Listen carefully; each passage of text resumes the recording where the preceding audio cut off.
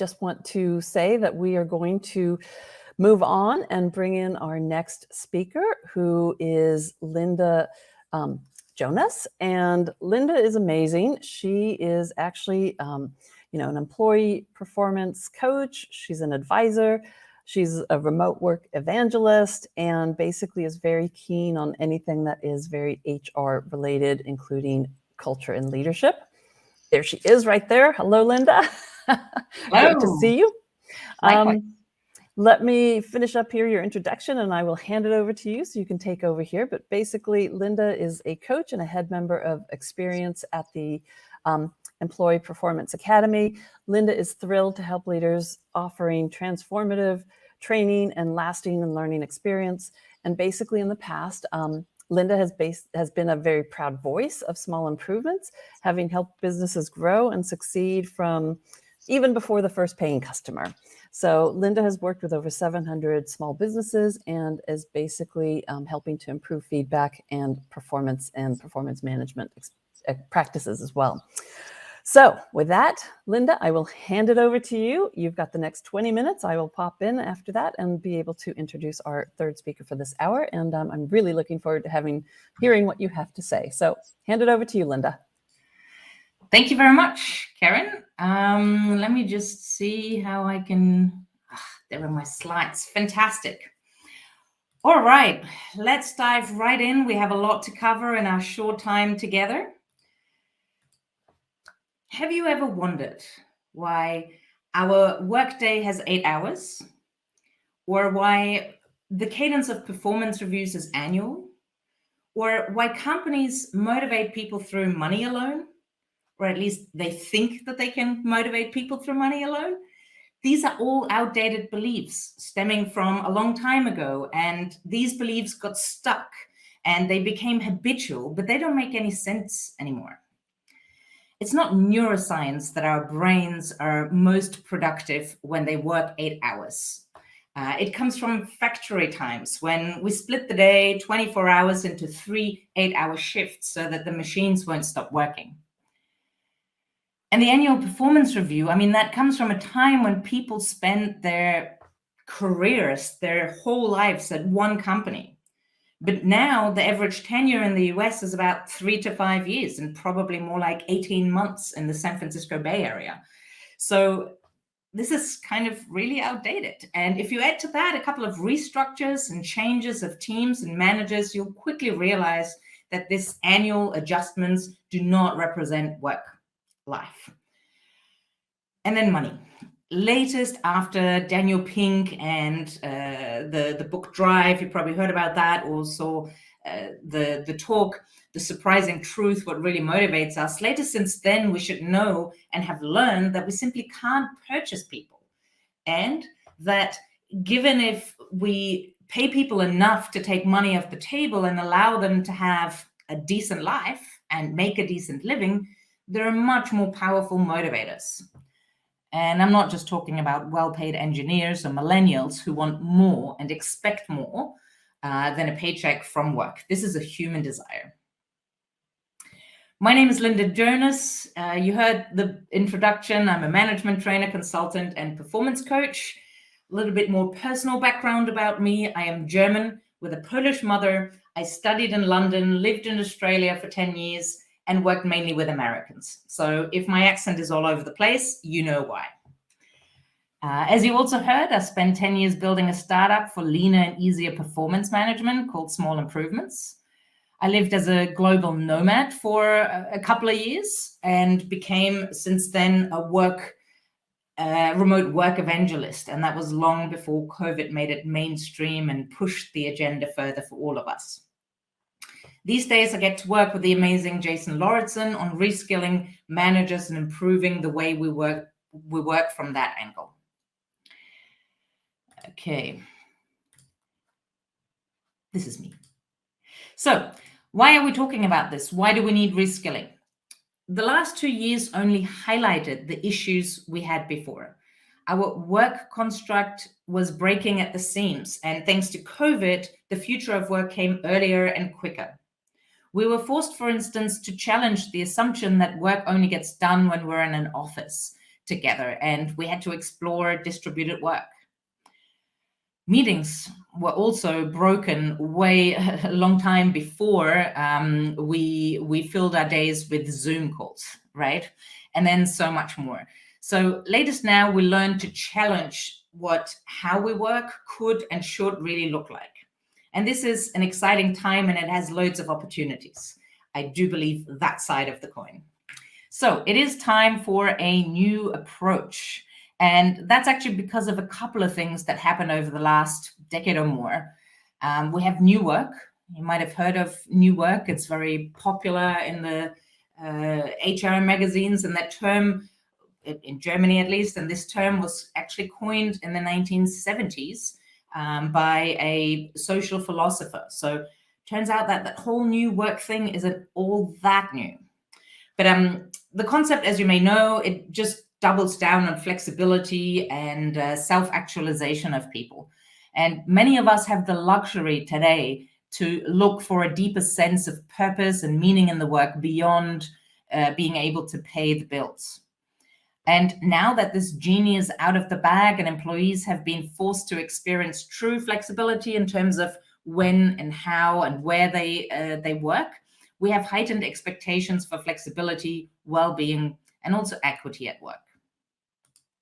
And this brings me to the next point, a new setting. We now know that flexibility, hybrid work is doable and possible thanks to enormous tech advances. And also because of the nature of our work that doesn't require most of us to sit anymore in factories or in offices where we have a full room of tech and like cabinets filled with paper files that we need to access in order to get our work done. So yeah, this is really, that's been gone for a while for companies, and so much more is doable as well to make this new setting of remote or hybrid work.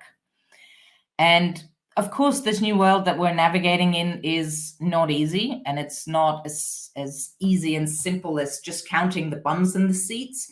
It's a real challenge that we need to cater for. But again, I choose to look at it as this is a real opportunity that we have as well. And then, I mean, as I alluded to in the introduction, we have outdated management systems or an outdated management approach. And this is often quite subconscious. We inherited mind frames that are outdated. And a lot of times managers don't get any kind of training, and they don't get any training, and they just assume, so we're stuck in old ways by default. You know, this is back to those 8 hours workday shifts. You may or may not know, if you don't know, Google him, look him up, Gary Hamel. This is a fantastic quote. For 100 years, bureaucrats have tried to turn human beings into semi-programmable robots. But now that we have real robots, we need to let human beings do what they do best: dream, imagine, and create. So work has fundamentally changed. And this is a big shift that we sort of call, like, we went from contract, looking at work as a contract, to experiencing work as a relationship. So a contract is about a deal, right? It's a tit for tat. You may be able to force people to work, but you certainly will never get their best performance or their best selves when you do that. And if you treat people like it's a contract, they will fulfill what you ask them, but really nothing else. And I believe that thing, and we've heard that word before, and Karen mentioned it, I believe that is called the quiet quitting that we're seeing today, right? Like, this is what I get, this is what I pay for, I will just do that and nothing more. But on the other hand, if we look at relationships, this is a two-way connection, a way people interact, and this is far beyond the limit of any contractual agreement. And if we want goodwill, discretionary effort, trust, true performance, potential, and more enjoyable work life, really, we need to look at treating work as a relationship. This is the way to go. And this requires a different set of skills for managers to successfully manage humans these days. As a foundation, I want to invite you to think of a concept that we call cultivation. So if you think of the work of a farmer, or maybe we have a few hobby gardeners out there, I'm one of those. When I take my chili seed, for instance, and I want to grow a chili plant, I don't worry whether or not that seed knows how to become the best chili plant it can ever get. I know that it is in the genes, and that seed has all the foundations that it needs to become this beautiful chili plant that is currently on my balcony. The only thing I need to do is to give it the right environment and light and enough water, not too much water, to grow and flourish. And the same is true for people. People are hardwired for success. Think about it. Have you ever met someone who got up in the morning and really thought like, boy, I hope I'm going to screw up as much as I can. I hope that I'll disappoint as many people as possible. Have you? And I'm not talking about those people who are disgruntled over time or who become disillusioned and try to sabotage things. But like as a real starting point, as a beginning, as an entry point. I have not.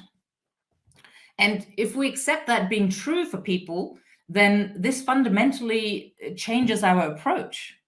The role of a manager is to remove obstacles and to give each team member what they need. The role of a manager is to support the human and to build relationships. And if people don't succeed, and if you apply this cultivation mindset, what does that mean? When a machine breaks, we need to fix the machine. But when a seed doesn't grow, we don't blame the seed. It's the environment and the conditions that lead to failure. So if a person isn't successful and we apply the cultivation mindset, it means it's on you.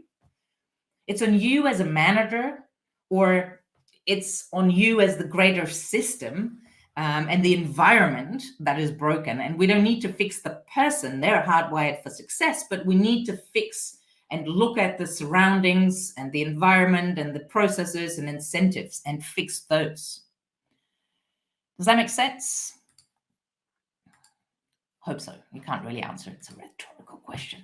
So we came up with the check-in method. The check-in method is a set of skills. It's based on 5 C's. It's a set of skills that enables managers to have the conversations that matter with the people who matter. So the 5 C's, they stand for cultivation, clarity, connection, care, and conversation. And we'll briefly go into those 5 C's. So cultivation and the cultivation mindset is what we just talked about. That is the foundation. People are hardwired for success, and the role of a manager is to give people what they need and to remove any obstacles, right? Clarity. Clarity is the rocket fuel of performance. If in doubt, we assume the worst. So to avoid that, we need to know how we can be as crystal clear as we can with regards to expectations, behaviors, ways of working, processes, and so on. Clarity. Connection. We heard about connection earlier today already. Connection is essential to build relationships, trust, and belonging. It's the connection between the manager and each employee, but it's also creating an environment where connection can happen between employees and in a team and within a company in general as well. And just for those who say like, oh, connection, sure, but that's so much harder in a virtual environment, it actually is not. It's almost easier because we don't get any false positives by just being together by default and thinking we have created connection. We need to be intentional. So connection really requires intentional attention, but it's very possible and doable also in a remote environment. Care. This is not soft. Care is not only like caring about, for instance, a person's well-being, but it's also caring for a person to be successful. But care is so much more. It's also care to give the tough feedback and to have the hard conversations, right? Think of radical candor. Care is accountability. Care is really, really loaded, and it's not a soft word. And then at the center of this model, we see conversation, right? And conversation is all about having the better conversations to show care, to build connection, and to to connect with each other. Conversations that cultivate people, and conversations that bring clarity. So for that, let me jump into one very actionable takeaway that you can take away with you right now and have better check-in conversations starting now. This is something that we refer to as the well-being check-in, by the way. So we often start a conversation with like, oh, how are you? Right? And what answers do you get when you ask, how are you? You can write in the chat if you like. We often get fine, great, or any of those answers. I mean, this is not a real question as much as it is a phrase. We learned not to answer in the deepest sense possible, but more like a rhetorical sort of quick answer. It's a dance. I hated it when I moved from Germany to London to study there, and I actually bothered to answer that question like in the deepest sense, like, you know, I'm not okay, actually. I didn't sleep well, whatever. People looked at me really weirdly. They did not want that truthful answer. It's not a deep sense of like, how are you? But there's one little addition that you can add to it to make it so much more powerful. And this is, how are you on a scale from 1 to 10? This small addition opens up something really crucial. And that is, it allows you to answer, to ask a really good follow-up question. And this follow-up question depends on obviously the answer that you get. So if someone says 8 to 10, a number in between that, then you can be cheerful and be like, that's amazing. I'd love to hear more. Tell me some of your highlights. If they answer with anything between a 4 and a 7, then we need to calibrate a little bit more and see, well, what's been going on lately? What's the gap between where you are and being at a 9 or a 10? And of course, if the answer is 1, 2, or 3, that is a very different conversation that we need to have. And it starts a lot more compassionate with like, that really doesn't sound good. What's the biggest thing pulling that number down right now? And then after you ask that follow-up question, really listen and pay attention to what they're saying. And not only to what they're saying, but also to what they're not saying. So listen in for the gaps. Listening, by the way, not a C word, but also a very crucial skill for today's managers. So really listen. And then number 4, offer support. How can you help? Like, regardless, if someone is, you know, a high number, let's help and celebrate. If someone is a low number, help and offer support and help. And then, of course, not only in the moment, but also a follow-up, like follow up with people afterwards. This is not like a check a box, right? I've done my points, but this is a continued relationship, and you need to ask a little bit more and follow up afterwards as well, and keep the conversation going. Couple of pro tips for you: schedule your check-ins. Don't leave them by chance, and don't just do them whenever like the time arrives for you to accidentally check in with people, but actually schedule them in. Do them on a regular basis. Practice first and then teach. This is super powerful with a 1 to 10, but it pays off to learn that first and practice it before you can then teach others to do the same. When in doubt, you can add the 1 to 10 to any kind of question, like how is your project going, or how likely are you to finish that project on time? Like, you know, 1, not at all; 10, absolutely. It really helps to sort of to gauge and to have a sense and to have a direction. And by the way, this is not only for work. This is another pro tip that is not on the list. This is not only for work, but I also do that with my nephews. And in the beginning, they sort of started with like, oh, everything's 10, everything's great. And then after a while, they start to calibrate, and we get like much better conversations through it. Another pro tip: if you don't care, don't ask. People will see if this is just like again, check the box sort of exercise that you're doing, or if you actually really care. So please only do that if you really care about people.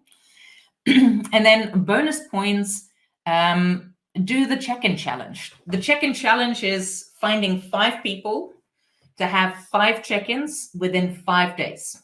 So if you're game to try this and practice, and it's a great habit to do that, please join the check-in challenge. You can post about that on social media as well, and put the hashtag the check-in challenge there, and try it. Because, you know, the best way to master it is to practice, and the check-in challenge will help you to practice it. So that is the check-in challenge. Are you ready to level up? If you are, and I believe we will get this link in the chat in a second as well, here's a great download for you. Here are 18 more great and highly effective questions for check-in conversations that you can download and just make your conversations better. With that, we're also at the end of our time together. Thank you very much. Please connect with me on LinkedIn if you'd like to learn more about management training and what we're doing at Cultiveo with my partner Jason Lauritsen. Then please visit us there. Happy to help reskill your managers. And just as a sort of summary, 3 things. Number 1, don't forget the 5 C's and teach that in organizations. Number 2, always check your mindset.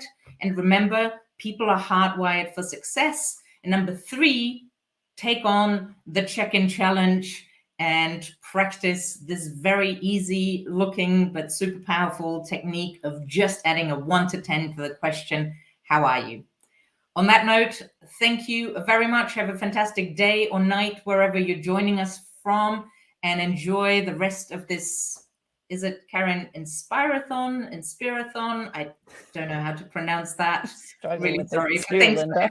Inspirathon, I think is how you say it. So okay, great. Thank you so much for your insights. You know, it's funny how aligned our work is with all the C's, and you know, you kept it simple. I love the check-in and the check-in challenge, 5 people, 5 days. So I hope people follow up on that. That was great. Thank you so much for sharing. I know Jason is going to be speaking a little bit later, so it'll be fun to see him on board too in these 24 hours. I don't even know what hour we're on in these 24 hours, but anyway. How cool. What a great initiative. Really pleased to be here and loving this. 24 hours of inspiration around the world. What an impact. So thank you so much for sharing.